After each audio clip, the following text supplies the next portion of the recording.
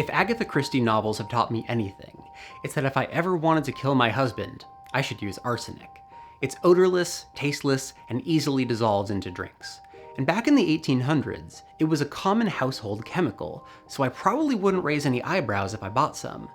Plus, there wasn't a post-mortem detection test until the 1830s, so I could reasonably get away with murder back then. Despite its reputation as the king of poisons, arsenic has been incredibly helpful throughout the history of medicine. Arsenic became useful as a common patent medicine, then an early leukemia drug, and eventually one of the first effective antibiotics and treatments for syphilis. But before I tell you the story, we need some background on the chemical itself, because not all arsenic is created equal. Arsenic itself is a naturally occurring element and is frequently found in the Earth's crust, although it's usually combined with sulfur or oxygen. The arsenic compounds that we'd usually come across are in the form of arsenates or arsenites, and usually when we're talking about arsenic as a poison, we're referring to the more toxic arsenites, like arsenic trioxide, what's usually called white arsenic. If you rewind back to the ancient world, Hippocrates supposedly used an arsenic paste to heal abscesses and ulcers.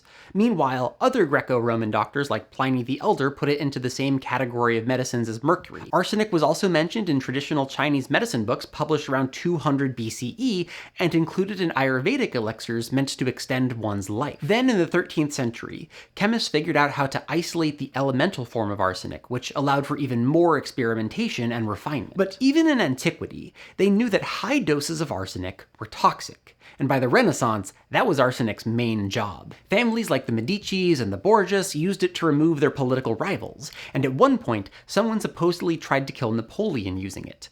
Arsenic even earned the nickname Le Poudre de Succession, or inheritance powder, since it was one way to speed up an inheritance. And a bunch of factors led to its popularity as a poison. Like, you only needed a tiny amount to get a lethal dose, and it was easy to sneak into a beverage or meal. Plus, arsenic toxicity symptoms were the same as a bunch of other illnesses. Symptoms like nausea, vomiting, stomach pain, or diarrhea. Those could be arsenic poisoning, but they could also be symptoms of cholera or pneumonia, which were common back then. But of course, you don't poison someone because you want them to get diarrhea, but because you want them dead. So, how does arsenic kill? Arsenates are the less toxic form, but still deadly. In our bodies, arsenates behave similarly to a group of compounds called phosphates, and our cells use phosphates in a bunch of important roles, like as the backbone of DNA or in ATP, adenosine triphosphate. Arsenates are so dangerous because they substitute for the phosphate in ATP, which keeps our ATP levels dangerously low. Our cells use ATP for energy, and without enough energy, the cell dies. And when enough cells, then tissues die, entire organs shut down. Arsenites, on the other hand, like arsenic trioxide, kill by messing up chemicals called enzymes, proteins that make chemical reactions happen faster. Some of those enzymes have sulfur in them, and arsenite can bond to those sulfur atoms, which can tweak the shape of the enzyme to the point where it's unusable. Since there are so many different sulfur-containing enzymes throughout the body, the symptoms of arsenic poisoning are all over the place. But some of the most important enzymes disrupted are involved in energy pathways within the cells. And just like with arsenates, without energy, cells, tissues, and organs die off. Arsenic poisoning can happen quickly with a large dose of arsenic, or the poison can accumulate over time. Or the arsenic can cause cancer, which kills the person. But the cause is the same. Arsenic kills by disrupting important biological processes in the body. Once the Industrial Revolution came around, industrialists realized that arsenic trioxide was accumulating on the sides of their chimneys as a byproduct of ore refinement. So instead of throwing it all away, they'd resell it as rat poison. And since it was made in bulk, arsenic was cheap enough that anyone could afford to knock off an unwanted mouse. Or an unwanted spouse. No more rhymes now, I mean it! It was common enough that you didn't immediately paint yourself as a potential murderer if you bought some. Even if someone suspected arsenic poisoning, there wasn't a reliable test for measuring it in the body until the early 1800s, so people routinely got away with it. At least until 1832, when a dude named James Marsh came up with a detection test. It involved taking the suspected sample and mixing it with zinc and acid into this big flask on the left here. That would produce arsine gas, which travels through this tube where it's heated. The person doing the test would touch a cold porcelain dish to the tip of the apparatus, and if a silvery substance showed up, the sample tested positive for arsenic. Marsh reported being able to detect arsenic as low as 0.02 of a milligram with this method. In 1840, his method was used as forensic evidence in a trial where a woman was suspected of killing her husband with arsenic-laden cakes. The Marsh test showed evidence of arsenic poisoning, and the woman was found guilty. The results were super controversial at the time, and kind of still are, but that trial marked a turning point where, if you were going to use arsenic, you could get caught. On the tail end of arsenic's popularity as a poison, chemists and physiologists started researching arsenic's medicinal properties more intently. In the 1780s, an English scientist named Thomas Fowler and an apothecary buddy of his were unhappy with one of the popular malaria treatments of the day, a patent medicine called tasteless ague drops. Ague is a name for an old-timey disease that includes fevers, but modern readers would interpret it as malaria. Fowler noticed that arsenic was one of the ingredients of the medicine, so he decided to make his own version, and called it what else but Fowler's solution. It was 1% potassium arsenic trioxide that he'd mix into wine or liquor, and while it came out as a replacement to malaria medicine, it's on record as treating everything from fevers, anxiety, high blood pressure, ulcers, heartburn, tuberculosis, headaches, asthma, and all kinds of skin conditions like psoriasis, eczema, and dermatitis. And it was popular enough to be included in the official British pharmacopoeia in 1809 under the name Liquor Arsenalicus. Also, for those of you in chemistry classes, just try spelling oxide like this and see what your teacher thinks of it. Fast forward to the 1870s, and scientists discovered that it helped out in a specific form of leukemia, and it remained the best treatment for that leukemia until radiation and chemotherapy came along in the 20th century. But while Fowler's solution was a hit, plenty of other patent medicines tried to use arsenic and saw much less success. By the way, if you want to know what I'm talking about when I say patent medicine, check out this video I made here. Basically, they were unregulated, secret home recipes that anyone could make. So you had patent medicines ranging from tablets to injections to enemas and even arsenic vapes. Otherwise though, arsenic didn't have a ton of medical applications in humans.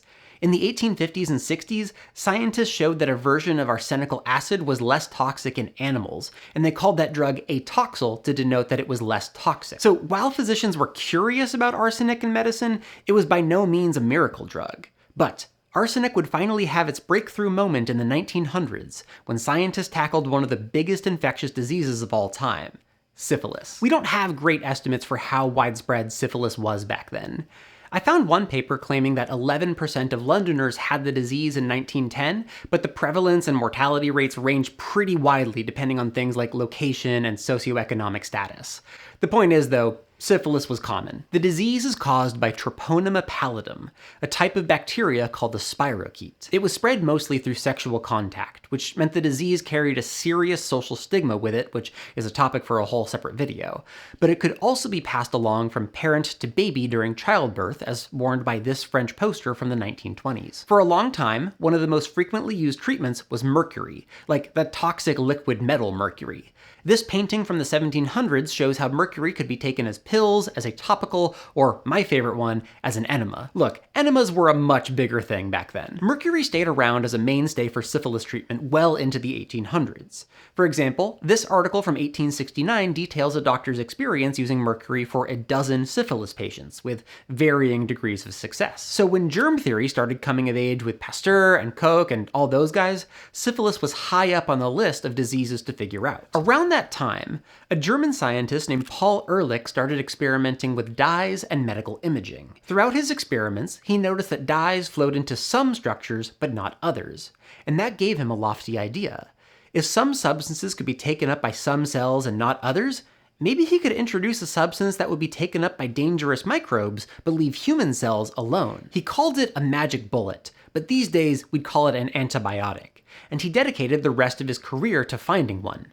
In 1891, he started by trying a specific blue dye as an anti-malarial, and he was able to treat a couple of patients, but the drug wasn't nearly as effective as quinine, which was already widely available. I made a video about that drug too, which you can find here. From 1902 to 1904, he tried a different dye against protozoan infections in mice models, but it didn't quite pan out. At that point, he and his team decided to pivot. Instead of dyes, what about an arsenic derivative? In 1905, two German scientists finally identified the causative germ of syphilis, which all of a sudden opened the doors for potential treatments. By chance, that same year, infectious disease doctors published research where they used that weakened form of arsenic, atoxyl, to treat a disease called trypanosomiasis, or sleeping sickness. That disease is caused by a germ that was interpreted as kind of similar to syphilis at the time. So when Ehrlich read their research, he wondered if atoxyl might be a good candidate for their syphilis treatment. His team kept modifying and tweaking their chemicals one by one, brute forcing through trials, until eventually they got an arsenic compound that they called arsphenamine, or compound 606, thanks to their trial number. There are some conflicting stories about the naming, by the way. Some say that 606 refers to how it was the 606th chemical tested, while others say it was the 6th chemical in the 6th round of experiments. Doesn't really matter. The point is, they did hundreds of trials to find the best balance between drug activity and safety. Now, that was in 1907, and at the time, they weren't sure if it would actually treat syphilis or not, so they just kept cranking out compounds. A few years later, a Japanese scientist named Sahachiro Hata came out to Germany to work with Ehrlich. Hata had successfully infected rabbits with the rabbit version of syphilis, which finally gave the team a usable animal model to study the disease. So Ehrlich had him go through the old arsenic compounds and see whether they worked in this rabbit model.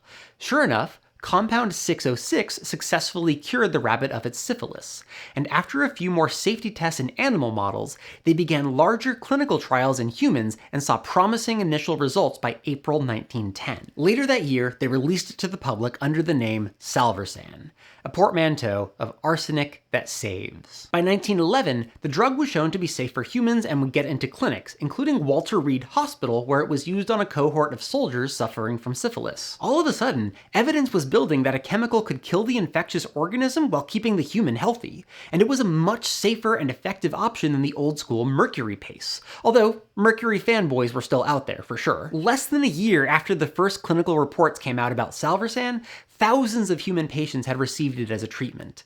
This medicine would become the standard of care for syphilis for decades. It was at that point that Ehrlich realized that, he was onto something. So he predicted that more and more chemical-based drugs would come out in the future for different diseases, and labeled this new branch of medicine chemotherapy. Chemicals used in medical therapy. While Salvarsan was useful, it had some drawbacks. Like, it easily reacted with oxygen, so it had to be packaged and prepared just right so that it wouldn't be contaminated. And it wasn't effective at treating late-stage syphilis, or the more invasive neurosyphilis. And as the medicine became more popular, more adverse reactions were being reported. Ehrlich and the team kept making refinements and eventually released Neo-Salvarsan, then Mafersan in the 1930s. But they were replaced with penicillin and other antibiotics starting in the 1930s. The arsenic-based compound was better than any treatment we'd had before, but penicillin was much, much better. For the most part, arsenic-based treatments fell out of favor after these more modern antibiotics got good. But there was a resurgence of interest in arsenic trioxide as a cancer treatment in the 1990s. It was approved by the FDA in 2000, and an updated solution was approved in 2018, specifically for acute promyelocytic leukemia, or APL, a cancer of the type of cells that become white blood cells. But the fact that arsenic-based therapies are still part of the medical lineup embodies the cool part of the arsenic story for me. Over the years, as our understanding of both toxicology and physiology has changed, we've gotten rid of certain pieces of the medical lineup, like mercury or bloodletting. But scientists never quite got rid of arsenic. Instead, they built off of past research and followed their curiosity. And because of that, they adapted arsenic to the situation, taking it from poison to patent medicine to one of the most powerful antibiotics we'd seen to date. Scientists have made similar pharmacological tweaks to other drugs over time, and I've got a full playlist of those stories which you can find right here. As always, thank you to my supporters on Patreon who make these videos happen. You can find a link to join them down in the description. Have fun, be good, thanks for watching.